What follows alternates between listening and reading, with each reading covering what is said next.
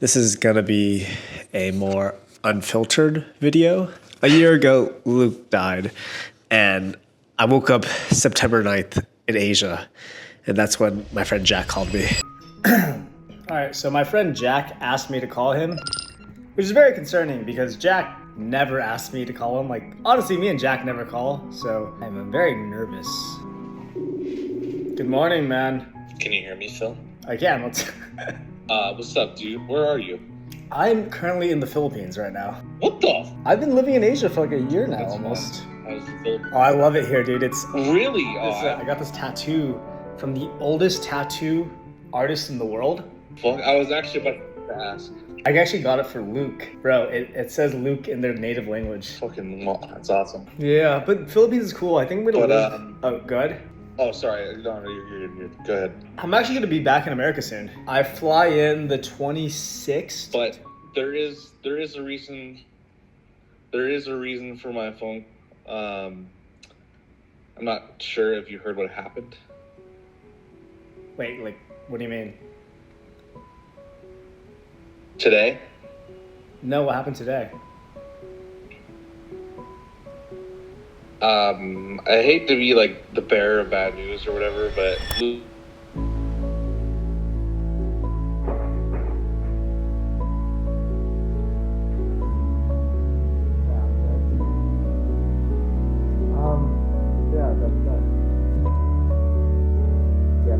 yeah, it's fucked, man. I don't know how to. I don't know how to feel. It just kind of happened.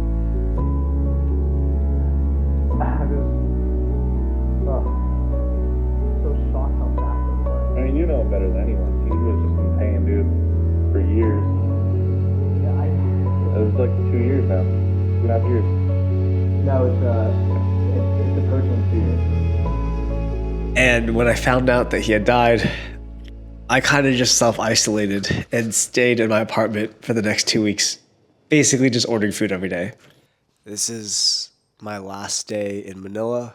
It feels like this area right here, specifically this part of my apartment, has felt like prison to me for the last month, where I spent so much time by myself. I think for the first 2 weeks when Luke passed away, I didn't want to feel anything. I didn't want to go out. I just wanted to hide from the world.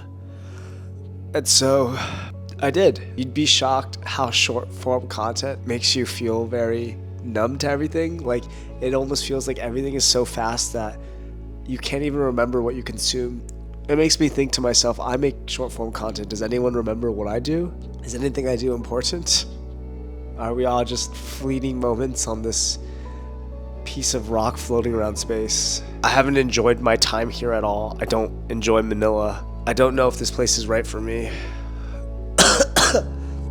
But how can I say that when I didn't get to spend time outside this apartment, this 28 square meter prison for me?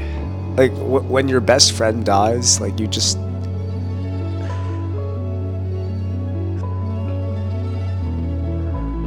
And everyone asks me, like, oh, how are you doing? And I'd be honest, I'm like, I'm depressed and I can't leave this apartment. Like, everyone tries to make me feel better, but I don't want to feel better right now. Like, I don't think it's important to feel better. I think it's important for me to have this time to breathe and to grieve and to be by myself and be depressed.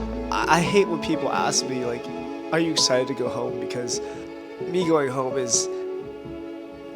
How do I explain that I have to go to my best friend's funeral? Like, what the fuck does that mean? Like, so it's been a year since my best friend passed. And I know you guys always joke that I have so many best friends, that everyone's my best friend. Really, I have a core group of 6. It's kind of wild to think, but other than Ponce, who quite literally travels the world with me, Luke became the person I talk to most in this world.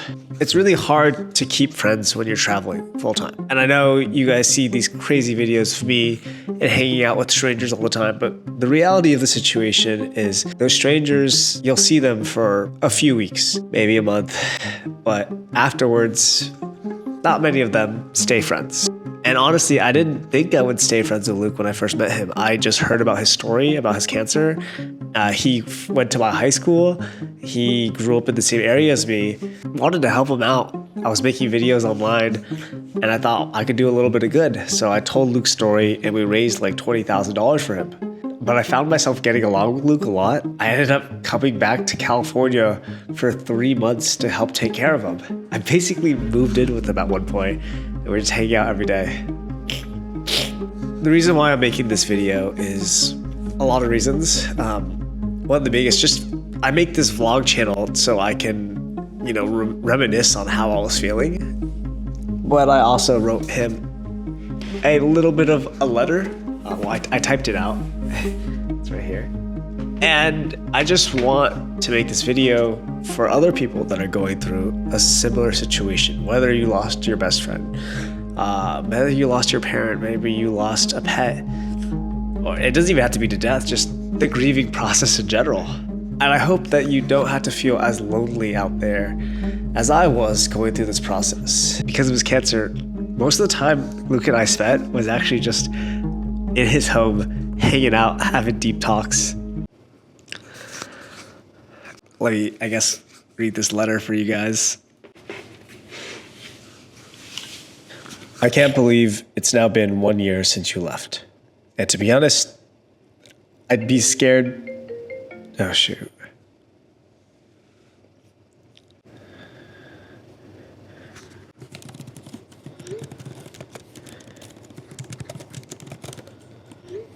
This is the second time I filmed this video, by the way, because the first time I